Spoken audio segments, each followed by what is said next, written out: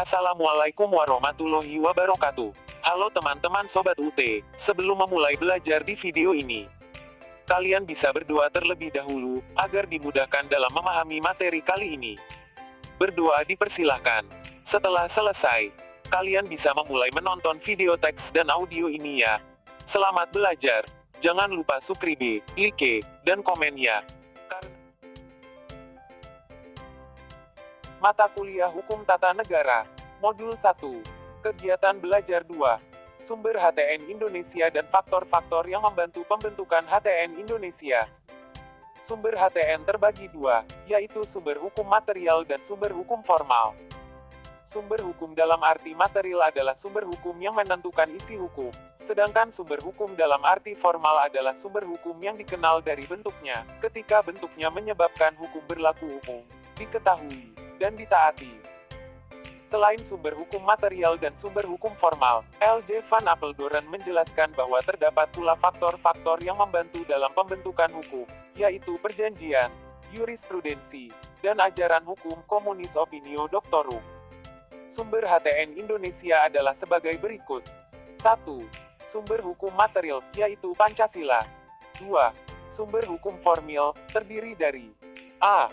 UUD 1945, baik pembukaan maupun pasal-pasalnya, dan peraturan perundang-undangan lain yang mengatur, memuat ketentuan-ketentuan ketatanegaraan, yang terdiri dari 1. UUD 1945, baik pembukaan maupun pasal-pasalnya.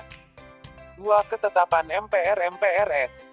3. UU, Peraturan Pemerintah Pengganti Undang-Undang. 4. Peraturan Pemerintah. 5. Peraturan Presiden. 6.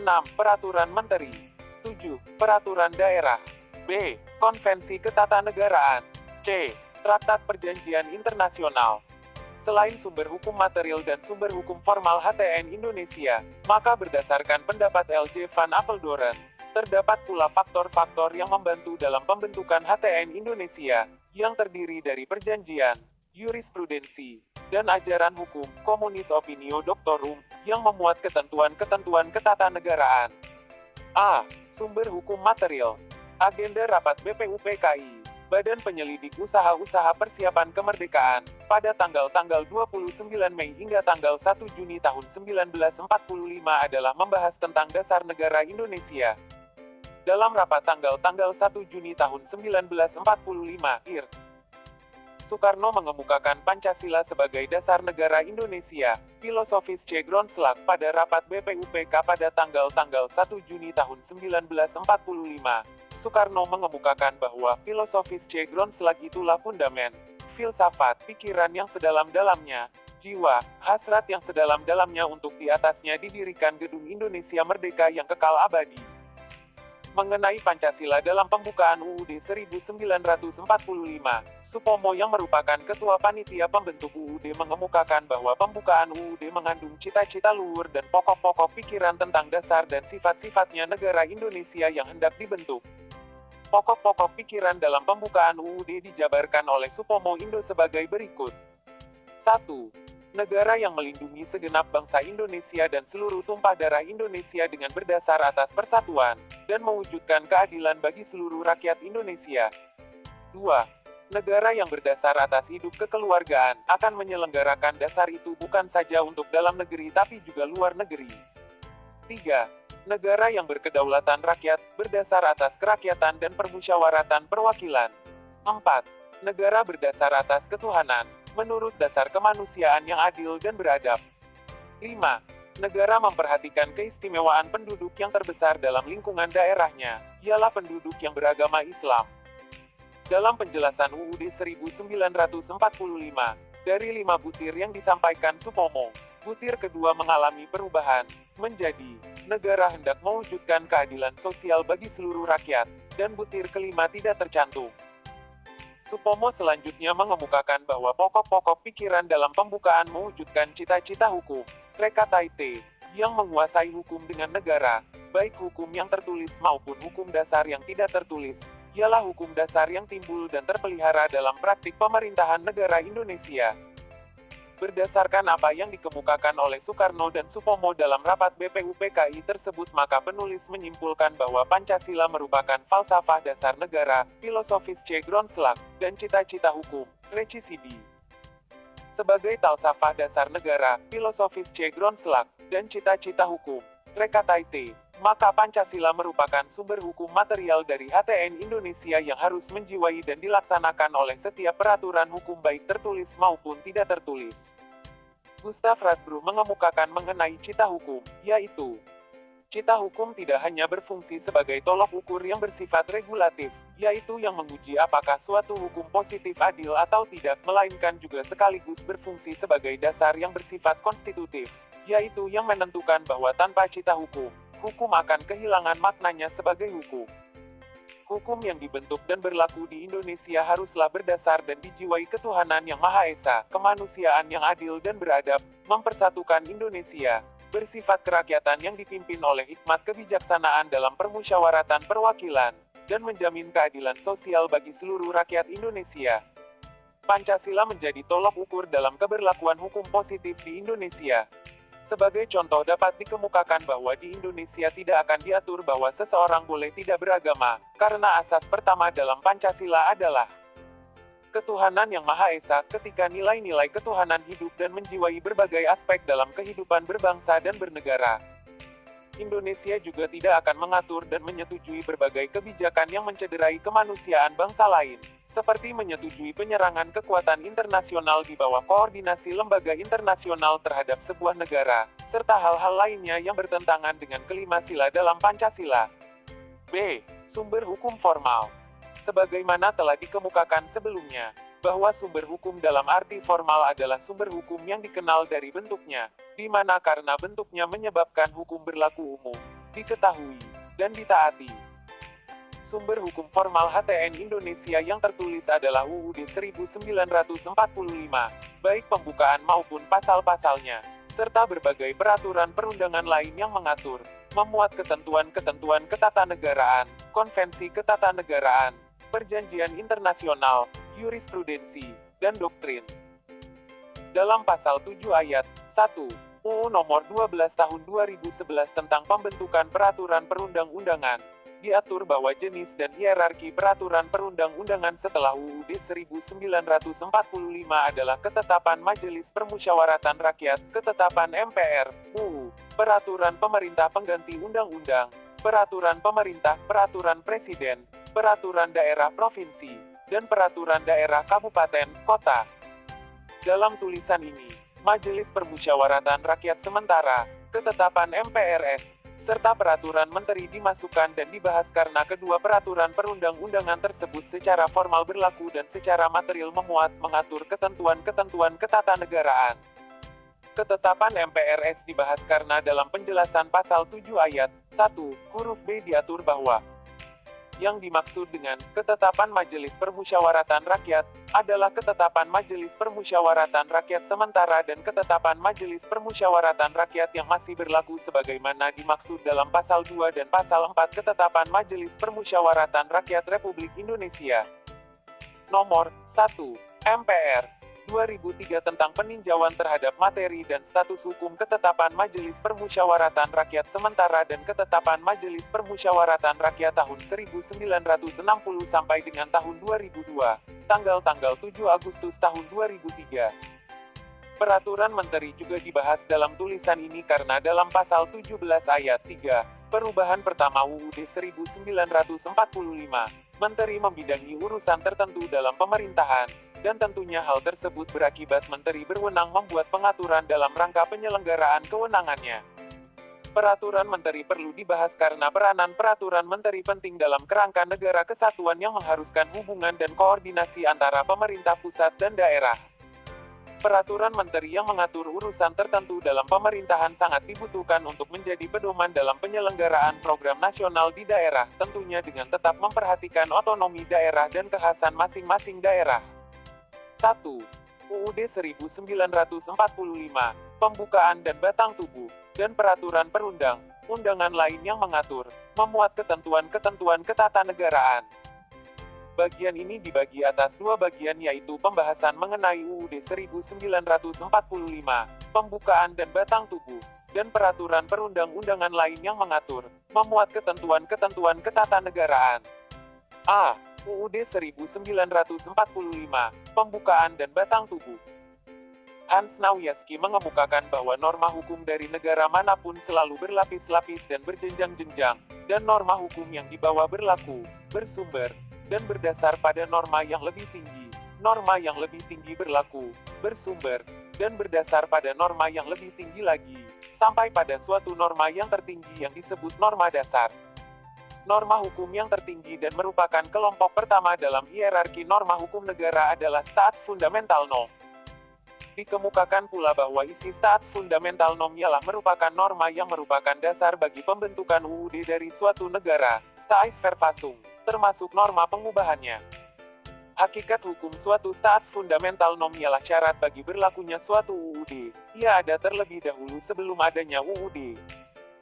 Berdasarkan teori yang dikemukakan oleh Hans Nawiaski, maka pembukaan UUD 1945 dapat diklasifikasi sebagai norma fundamental negara Republik Indonesia, Staatsfundamental Norm, ketika pembukaan UUD 1945 berisikan Pancasila dan cita-cita luhur, tujuan, bangsa Indonesia.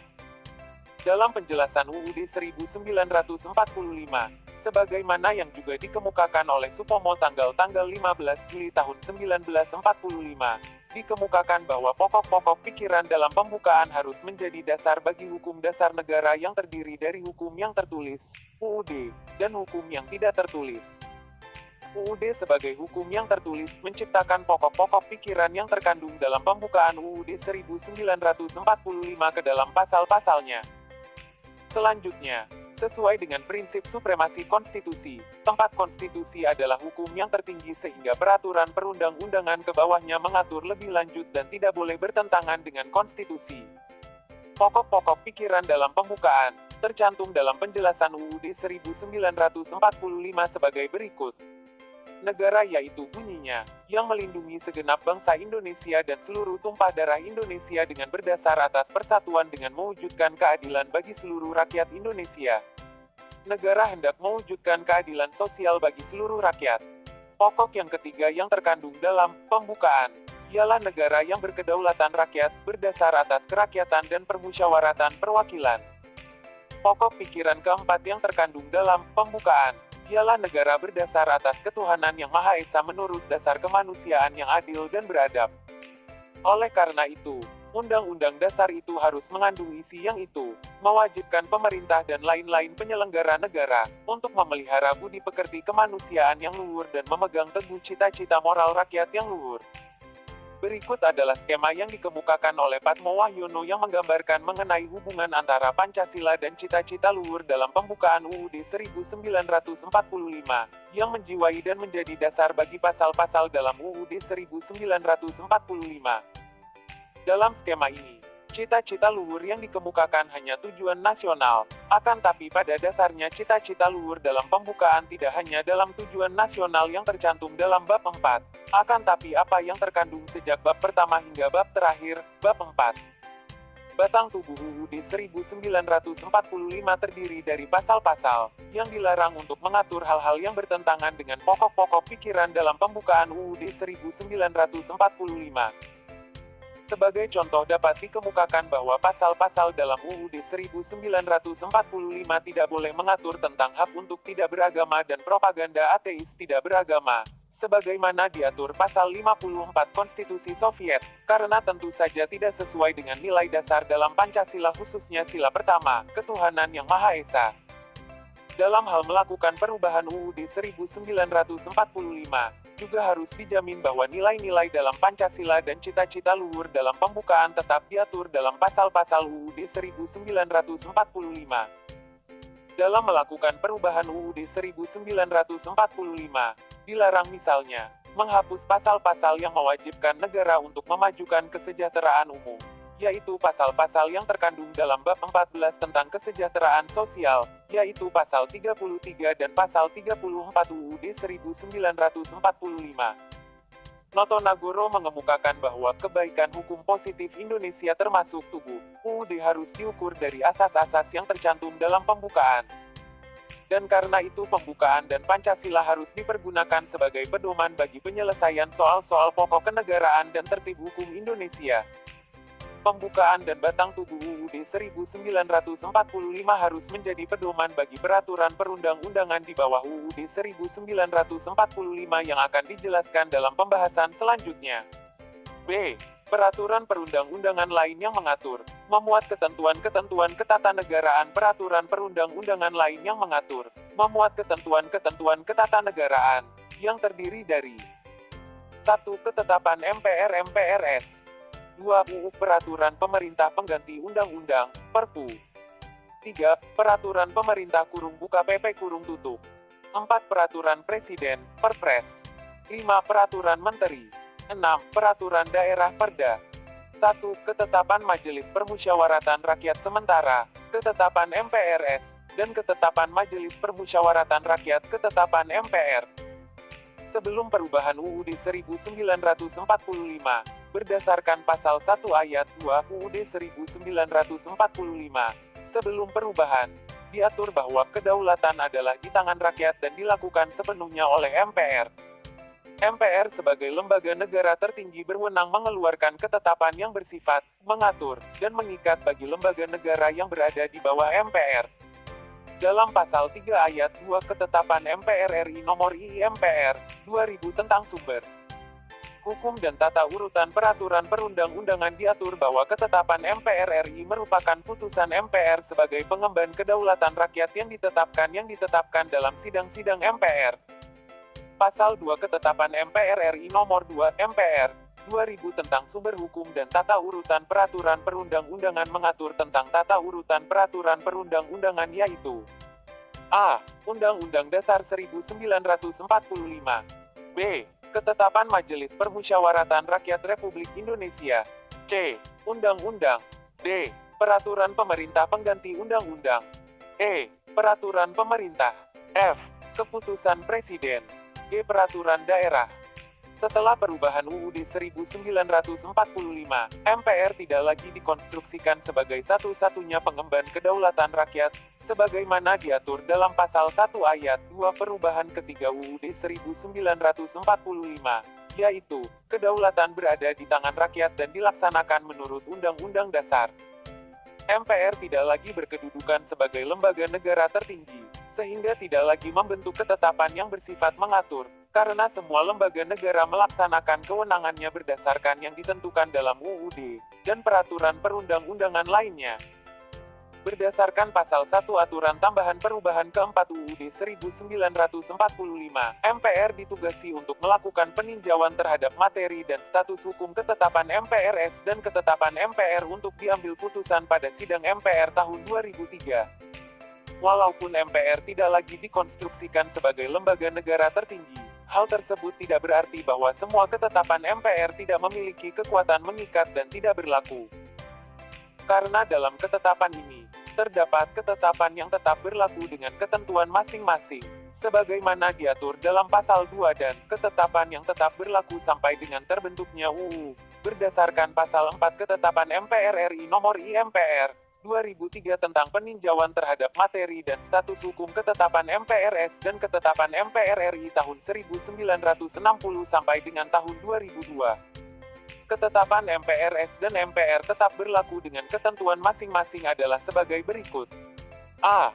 Ketetapan MPRS RI Nomor XXV MPRS 1966 tentang pembubaran PKI, pernyataan sebagai organisasi terlarang di seluruh wilayah negara RI bagi PKI dan larangan setiap kegiatan untuk menyebarkan atau mengembangkan paham atau ajaran komunisme, Marxisme-Leninisme dinyatakan tetap berlaku dengan ketentuan seluruh ketentuan dalam ketetapan ini, ke depan diberlakukan dengan berkeadilan dan menghormati hukum, prinsip demokrasi, dan HAM.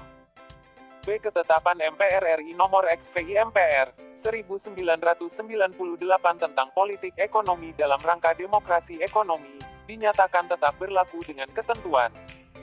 Pemerintah berkewajiban mendorong keberpihakan politik ekonomi yang lebih memberi kesempatan dukungan dan pengembangan ekonomi, usaha kecil, dan menengah, dan koperasi sebagai pilar ekonomi dalam membangkitkan terlaksananya pembangunan nasional dalam rangka demokrasi ekonomi sesuai hakikat pasal 33 UUD 1945.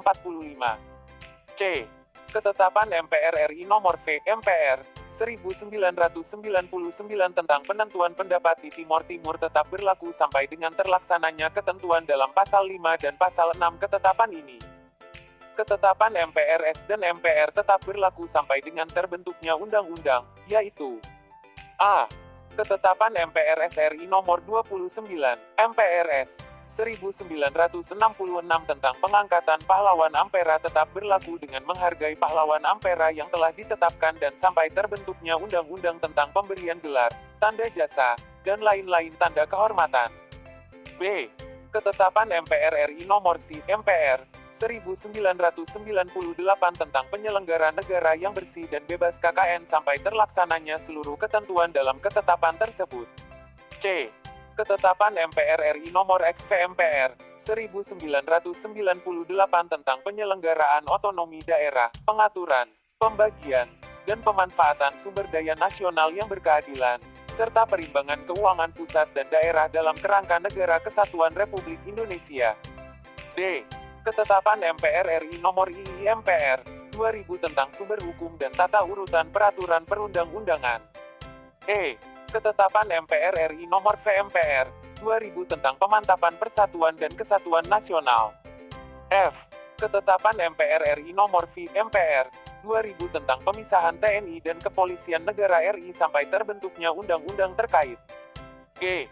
Ketetapan MPR RI Nomor VII MPR 2000 tentang peranten dan peran Kepolisian Negara RI sampai terbentuknya undang-undang terkait. H. Ketetapan MPR RI Nomor VI MPR 2001 tentang etika kehidupan berbangsa. I. Ketetapan MPR SRI Nomor 7 MPR 2001 tentang visi Indonesia masa depan. J. Ketetapan MPR RI Nomor 8 MPR 2001 tentang rekomendasi arah kebijakan pemberantasan dan pencegahan korupsi, kolusi, dan nepotisme sampai terlaksananya seluruh ketentuan dalam ketetapan ini. K. Ketetapan MPR RI Nomor IX MPR 2001 tentang pembaruan agraria dan pengelolaan sumber daya alam sampai terlaksananya seluruh ketentuan dalam ketetapan ini. Dalam UU Nomor 10 Tahun 2004 tentang pembentukan peraturan perundang-undangan, ketetapan MPR-MPRS tidak dimasukkan dalam pasal 7 ayat 1 tentang tata urutan peraturan perundang-undangan. Akan tapi dalam ayat 4 peraturan perundang-undangan lain, termasuk ketetapan MPR diakui keberadaannya dan mempunyai kekuatan hukum mengikat sepanjang diperintahkan oleh peraturan perundang-undangan yang lebih tinggi. Undang-undang terbaru tentang pembentukan peraturan perundang-undangan, UU Nomor 12 Tahun 2011, memasukkan kembali ketetapan MPR dalam tata urutan peraturan perundang-undangan, yaitu berkedudukan di bawah UUD. Dalam pasal 3 ayat 1 perubahan ketiga UUD 1945 diatur bahwa MPR berwenang mengubah dan menetapkan UUD. Sebagai lembaga yang memiliki kewenangan untuk mengubah dan menetapkan UUD, maka sudah seharusnya MPR juga merupakan lembaga yang paling berwenang untuk melakukan pengkajian terhadap UUD. Sebab sebelum melakukan kegiatan mengubah kemudian menetapkan, maka hal yang perlu dilakukan terlebih dahulu adalah melakukan pengkajian-pengkajian terhadap materi muatan UUD 1945.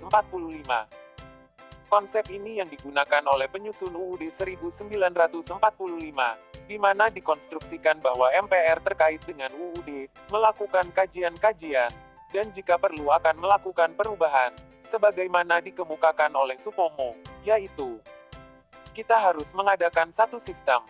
Segala sistem ada baik dan ada jeleknya. Tadi tentang presiden sama kabinet, sistem mana saja tidak sempurna, sistem kita pun, kalau kita cari ada aibnya, sebab kita manusia, dan tidak sempurna. Tapi marilah kita menjalankan ini ya, dan saban 5 tahun akan kita mengkritik diri sendiri. Artinya bagaimana haluan yang dijalankan, di belakang itu. Kalau memang salah undang-undang dasar bisa diubah, kalau perlu malah sebelumnya 5 tahun. Sehingga kajian merupakan kegiatan MPR yang rutin, bukan jika akan melakukan amandemen baru dilakukan pengkajian.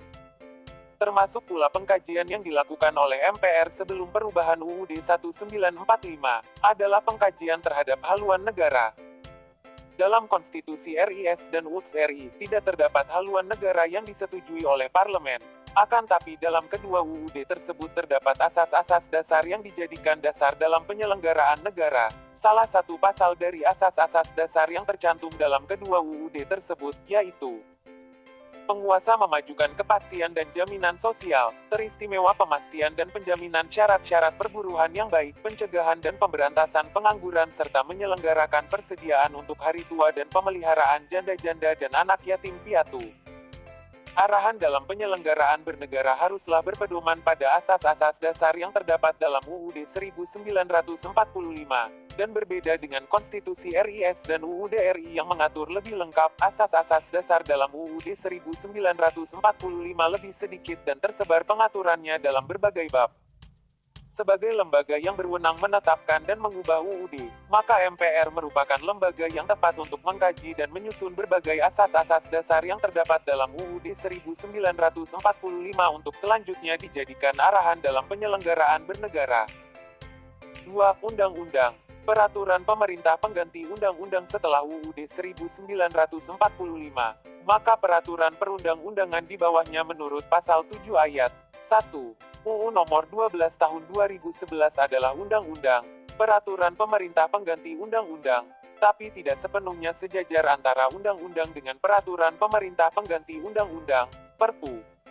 Pengaturan mengenai Perpu terdapat dalam bab 7 UUD 1945 dengan judul bab DPR. Hal tersebut menunjukkan bahwa pada dasarnya Perpu merupakan bagian dari kewenangan DPR, membentuk UU. Akan tapi karena dibentuk dalam keadaan hal ihwal kegentingan yang memaksa, maka Perpu dibentuk dengan cara yang khusus yaitu oleh Presiden tanpa persetujuan DPR terlebih dulu. Undang-Undang UUD 1945 mengatur bahwa DPR memegang kekuasaan membentuk UU, dan setiap rancangan RUU dibahas oleh DPR dan Presiden untuk mendapat persetujuan bersama. Jika RUU tidak mendapat persetujuan bersama maka RUU tidak boleh diajukan lagi dalam persidangan DPR masa itu. RUU yang telah disetujui bersama disahkan oleh Presiden. Dalam hal RUU tersebut tidak disahkan Presiden maka RUU sah menjadi undang-undang jika telah lewat 30 hari sejak persetujuan bersama. Materi muatan undang-undang ditentukan dalam pasal 10 UU Nomor 12 Tahun 2011, yaitu materi muatan yang harus diatur dengan undang-undang berisi pengaturan lebih lanjut mengenai ketentuan Undang-Undang Dasar Negara Republik Indonesia tahun 1945. Perintah suatu undang-undang untuk diatur dengan undang-undang. Pengesahan perjanjian internasional tertentu. Tindak lanjut atas putusan Mahkamah Konstitusi. Dan pemenuhan kebutuhan hukum dalam masyarakat. Tindak lanjut atas putusan Mahkamah Konstitusi sebagaimana dimaksud pada ayat 1, huruf D dilakukan oleh DPR atau Presiden.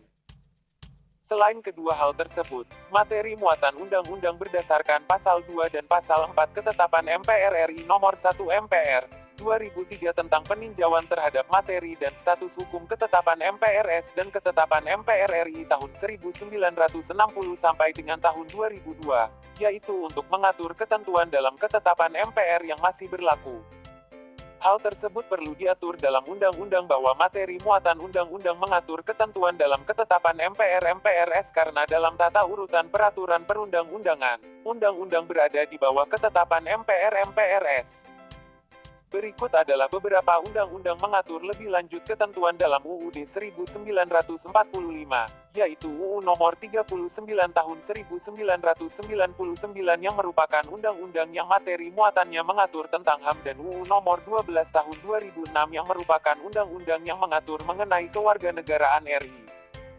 Undang-undang yang diperintahkan oleh suatu undang-undang untuk diatur dengan undang-undang, antara lain adalah UU Nomor 48 Tahun 2009 tentang kekuasaan kehakiman yang memerintahkan agar pengaturan tentang organisasi, finansial, dan administrasi Mahkamah Agung, MA, dan masing-masing lingkungan peradilan di bawah MA dalam bentuk undang-undang, yaitu antara lain yang mengatur tentang organisasi, finansial, dan administrasi MA, yaitu UU Nomor 14 Tahun 1985 tentang MA, UU Nomor 5 Tahun 2004 tentang perubahan atas UU Nomor 14 Tahun 1985 tentang MA, dan UU Nomor 3 Tahun 2009 tentang perubahan kedua atas UU Nomor 14 Tahun 1985 tentang MA. Perintah undang-undang agar dibentuk undang-undang lainnya tidak harus utuh dalam satu undang-undang khusus, tapi dapat juga terjadi bahwa hanya pasal tertentu saja yang diperintahkan diatur dalam undang-undang lain. Salah satu contoh undang-undang yang diperintahkan oleh suatu undang-undang untuk diatur dengan undang-undang yang mengatur satu pasal adalah UU Nomor 1, PNPS, 1965 tentang pencegahan penyalahgunaan dan penodaan agama, yang memerintahkan agar pasal undang-undang tersebut yang mengatur mengenai sanksi pidana terhadap penodaan agama, dimasukkan dalam ketentuan KUHP, sehingga dalam KUHP diatur pasal 156A yang mengatur mengenai sanksi pidana terhadap penodaan agama. Undang-undang harus mengatur dengan berpedoman pada pembukaan dan batang tubuh, pasal-pasal, UUD 1945. Sebagai contoh adalah pengaturan mengenai sanksi pidana terhadap penodaan yang diatur dalam Kitab Undang-Undang Hukum Pidana, KUHP atau Wetboek van Strafrecht, yaitu pasal 156A yang tidak berasal dari Wetboek van Strafrecht, KUHP Belanda yang hingga sekarang masih digunakan di Indonesia, akan tapi berasal dari pasal 4 UU Nomor 1, PNPS, 1965 tentang pencegahan penyalahgunaan dan penodaan agama, yang memerintahkan agar pasal ini dimasukkan dalam ketentuan KUHP. Berdasarkan sila pertama Pancasila, yaitu ketuhanan yang Maha Esa, maka terdapat hubungan yang erat antara agama dengan negara sehingga diatur dalam KUHP yang berlaku di Indonesia berdasarkan Perintah UU Nomor 1, PNPS, 1965 tentang pencegahan penyalahgunaan dan penodaan agama. Hal tersebut tentu saja tidak diatur di negara Belanda yang menggunakan konsep negara hukum Rechtsstaat yang salah satu ciri-cirinya adalah pemisahan antara agama dan negara secara mutlak, sehingga dalam Wetboek van Strafrecht tidak terdapat ketentuan tentang penodaan agama.